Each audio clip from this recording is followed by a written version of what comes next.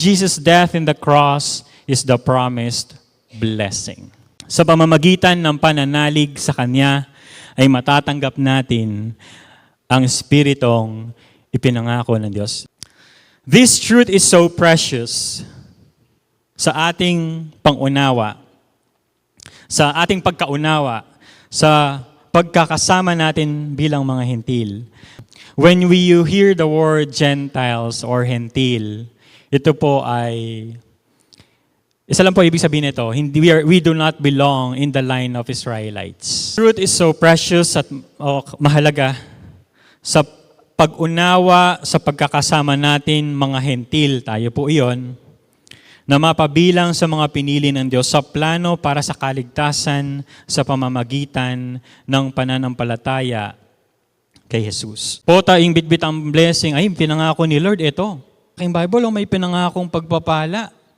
Po, baka iba ang pagpapalang ipinangako. Po tayong pagpapalang pinangako, Lord, gusto ko nito. Ikaw ang nangako na bibigay ni Lord. No, that's very different. Ang pagpapala has something to do dun sa taong binanggit. Pinangako ng Diyos. Kanino daw? Kay Abraham. Ano ba yung pinangako ni Lord kang tatang Abraham? Ang sa iyo'y magpapala ay aking pagpapalain. This is God speaking to Abraham. At ang sa iyo'y sumumpa ay aking susumpain. Sa pamamagitan mo, lahat ng mga bansa sa daigdig ay aking pagpapalain. At yun po ang tipan kay Abraham. Sino po ang nangako? Ang Diyos ang siyang nangako. Ano daw ang kanyang pinangako? Ito'y tipan ng Diyos sa pagitan ni Abraham sa linya ng mga Israelita. Ang sinasabi ngayon na Galatians 3, ito ay ating makakamtan. Paano? Well, if God is the one who promised this, lagi yung tatandaan, one nature of the Lord is, He is a covenant-keeping God.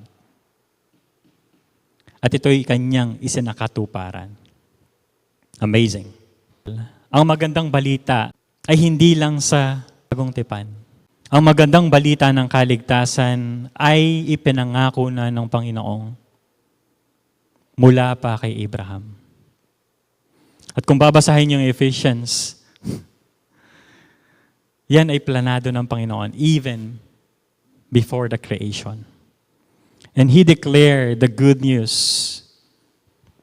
Binanggit po yan ni Paul sa Galatians.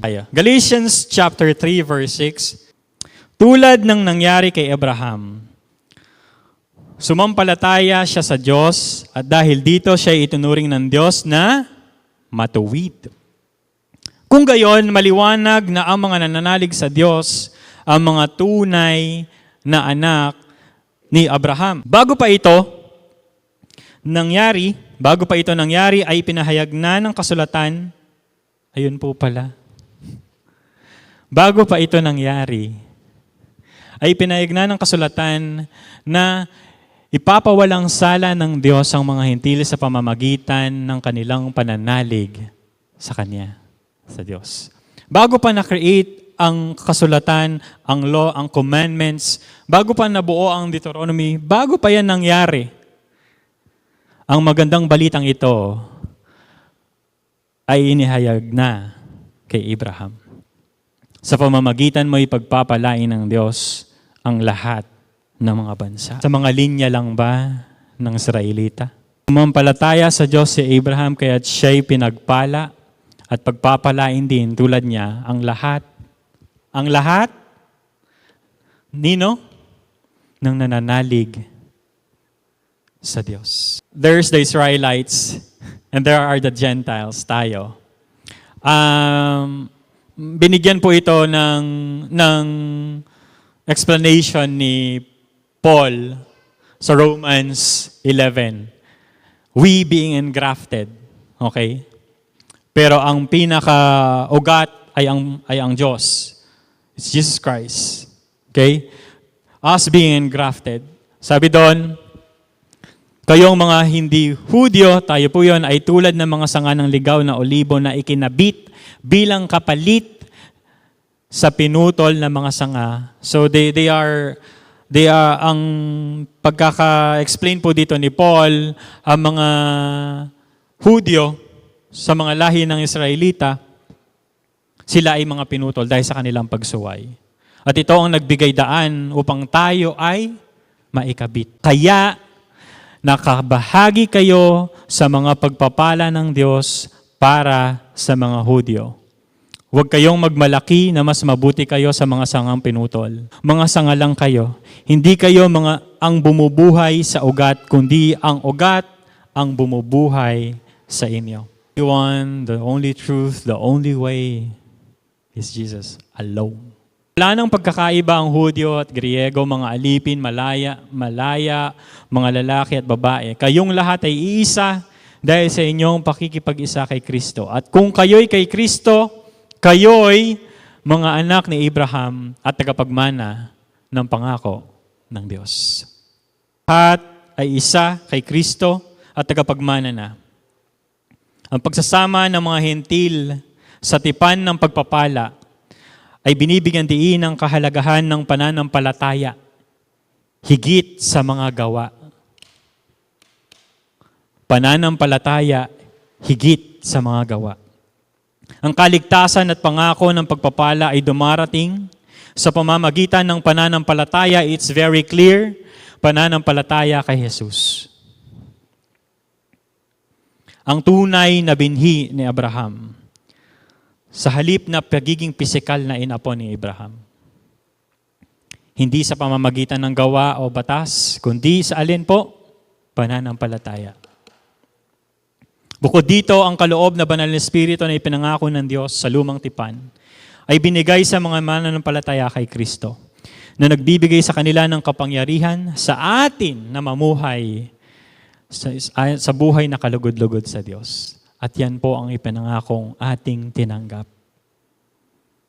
I don't know to you, but this truth should help us see the nature of God and our character as sinners. The nature of God as just and right, and our character as forgiven.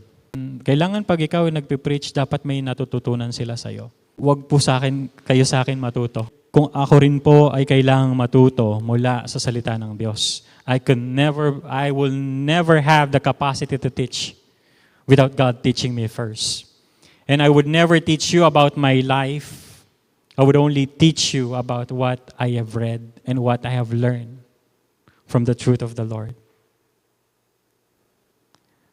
Mahirap na matuto kayo based from eloquency of someone. Pero kailangan po nating tandaan na tayong lahat ay kailangang matuto lamang sa katotohanan ng salita ng Diyos. Dahil ako rin po ay isinumpa sa aking pagkakasala, tumanggap ng kapatawaran dahil ako'y nanampalataya lamang sa ating Panginoong Yesus. And that it goes all to all of us. Our hope is not on horses, sabi nga ni David, not on chariots. Our hope is in the Lord Jesus.